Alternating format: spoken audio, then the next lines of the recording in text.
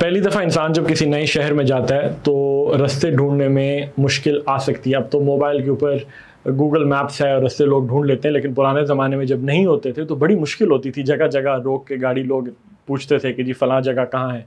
तो एक साहब इसी तरह पहली दफ़ा कराची गए पुराने ज़माने में, और उन्होंने किसी के एड्रेस पे पहुंचना था, अपने दोस्त के एड्रेस पे, अपने दोस्त के घर पहुंचना था।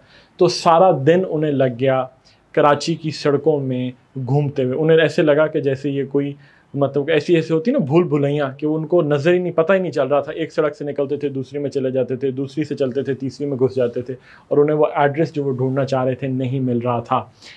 ऐसी जगह, ऐसी कोई जगह जहाँ पर रास्ते इस तरीके से बने हुए हों, इस तरह पाथवेज बने हुए हों कि इंसान गुम हो जाए, इंसान के लिए निकलना मुश्किल हो जाए, जो बड़े कॉम्प्लेक्स हों, उसे इंग्लिश में कहते हैं लैब्रिंथ।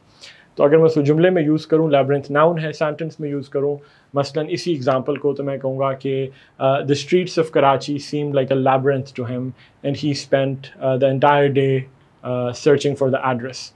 तो अब जो स्ट्रीट्स ऑफ कराची थी, they seem like a labyrinth to him, वो ऐसे लगा कि जैसे वो ऐसी जगह है जहाँ वो एक इतना कॉम्प्लेक्स है रास्ते कि उन्हें रास्ते पता ही नहीं चल रहे थे। मतलब वो इतना उनके लिए मुश्किल हो गया था रास्तों से निकलना। तो लैब्रिंथ कोई भी ऐसी जगह जहाँ रास्ते, पाथवेज इस कॉम्प्लिकेटेड तरीके से बने हुए हों, एक ऐसा मैश हो कॉम्प्लेक्स पाथवेज का, कॉम्प्लिकेटेड पाथवेज का, कि इंसान के लिए अपना रास्ता ढूंढना मुश्किल हो जाए, तो उसको लैब्रिंथ कहते हैं। लैब्रिंथ नाउन है।